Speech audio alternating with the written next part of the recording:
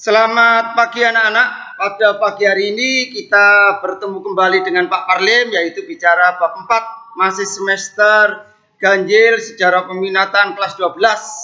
Bab 4 ini bicara tentang organisasi regional dan global serta pengaruhnya terhadap bangsa Indonesia. Kalau bab 3 kemarin kita bicara tentang perang dingin, ya. Bab 4 ini sebenarnya juga ada hubungannya dengan perang dingin. Karena kita bicara dengan organisasi regional dan global. Ya. Makanya di sini nanti kita jelaskan perang dingin, kemudian fakta pertahanannya ada NATO, ada fakta Warsawa, ada Sianto, ada Anjus. Tapi untuk fakta pertahanan itu tolong yang paling utama itu adalah NATO dan fakta Warsawa.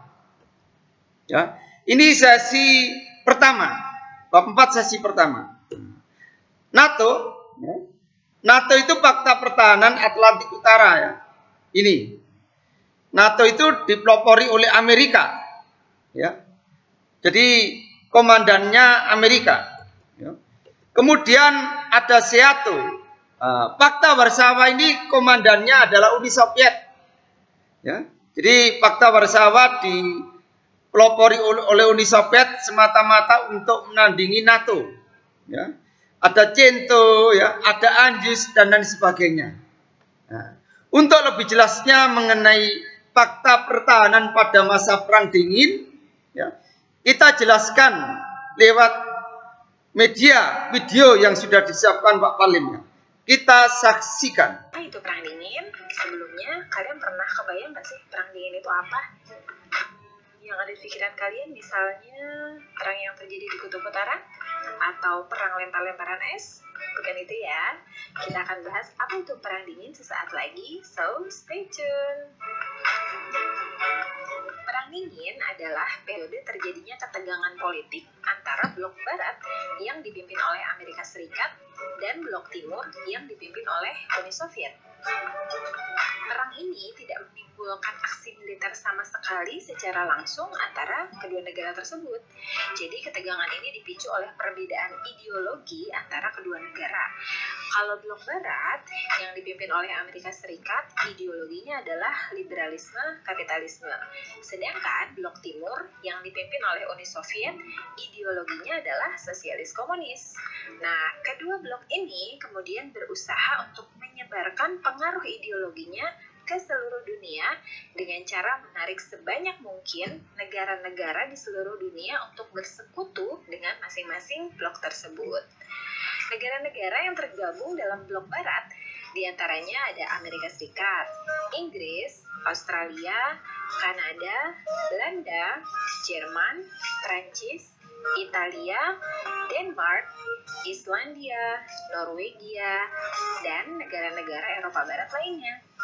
Kalau negara-negara yang tergabung dalam blok timur, diantaranya ada Uni Soviet, Albania, Cekoslowakia, Jerman Timur, Hongaria, ada Polandia, Cina, ada Kuba, lalu ada Korea Utara, dan negara-negara di Eropa Timur lainnya itu kebanyakan masuk ke blok timur. Nah, bisa dilihat di peta berikut ini, negara-negara yang berwarna biru itu masuk ke dalam blok barat. Kalau negara-negara yang berwarna ada merah, orange di situ, itu masuk ke dalam blok timur. Nah, sedangkan kalau negara-negara yang berwarna abu-abu, nah itu adalah negara-negara yang mereka itu memilih untuk netral, artinya tidak memihak ke blok barat maupun ke blok timur, seperti itu. Persaingan ideologi ini nantinya akan berdampak pada berbagai bidang. Di antaranya ada persaingan dalam bidang pertahanan dan militer, lalu dalam bidang persenjataan, ekonomi, teknologi komunikasi, dalam bidang antariksa, lalu persaingan dalam bidang spionase atau mata-mata, dan yang terutama adalah perebutan hegemoni kekuasaan di berbagai negara di seluruh dunia. Berikutnya, kita akan membahas mengenai sebab khusus dari Perang Dingin. Pasca Perang Dunia Kedua, ternyata kondisi keamanan di seluruh dunia ini justru tidak berangsur menjadi lebih baik. Nah, seperti kita ketahui bahwa pemenang pada Perang Dunia Kedua itu adalah pihak sekutu, ya, di mana Amerika Serikat dan Uni Soviet itu berada dalam satu pihak. Tapi setelah Perang Dunia Kedua, perbedaan ideologi antara Amerika Serikat dan Uni Soviet ini membuat kedua negara besar ini berbeda pendapat soal langkah apa sih yang harus mereka ambil untuk menyelesaikan permasalahan di Eropa pasca Perang Dunia Kedua. Terutama nih di Jerman yang pada saat itu merupakan pihak yang mengalami kekalahan dan kehancuran yang cukup parah pada Perang Dunia Kedua. Nah, dalam konferensi Potsdam, Amerika Serikat itu menginginkan diselenggarakannya pemilu yang bebas di seluruh negara di Eropa gitu ya. Kalau Uni Soviet itu menolak. Uni Soviet beranggapan bahwa kalau sebuah pemerintahan yang dipilih secara bebas di Eropa Timur itu akan membentuk pemerintahan yang anti Uni Soviet dan kami tidak akan mengizinkannya. Begitu kata Stalin ya, Presiden Uni Soviet pada saat itu. Ini Stalin ya, Presiden Uni Soviet Stalin. Menjamin keamanan Uni Soviet yang pernah hancur gitu ya oleh Nazi Jerman pada Perang Dunia Kedua. Nah, karena itu Uni Soviet juga ingin memastikan pemerintahan yang terbentuk di Jerman pasca Perang Dunia Kedua itu adalah pemerintahan komunis. Nah, makanya perbedaan pendapat inilah yang kemudian menjadi awal mula pemicu ketegangan antara Amerika Serikat dan Uni Soviet. Nah, kita akan bahas bentuk persaingan pada Perang Dingin itu, bentuk perangnya itu seperti apa. Yang pertama, pembentukan Pakta Pertahanan. Pakta Pertahanan juga disebut dengan istilah Aliansi Pertahanan. Nah, ini adalah sebuah organisasi pertahanan yang dibentuk oleh masing-masing blok dalam bidang pertahanan dan keamanan juga militer, ya. Jadi apabila suatu negara sedang terlibat peperangan, maka negara lain yang tergabung dalam satu pakta pertahanan itu akan saling membantu satu sama lain. Fakta pertahanan yang dibentuk pada masa Perang Dingin diantaranya untuk blok barat, yang pertama ada NATO atau North Atlantic Treaty Organization atau Pakta Pertahanan Negara-Negara di Atlantik Utara. Negara anggotanya itu adalah Amerika Serikat, Inggris, Prancis, Belgia, Belanda, Luxembourg, Kanada, ada Portugal, Denmark, Norwegia, Italia, Islandia, Yunani, Turki, dan juga Jerman Barat. Tujuan dibentuknya NATO ini adalah untuk menahan perkembangan komunis di wilayah Eropa. Oke. Yang kedua, SENTO.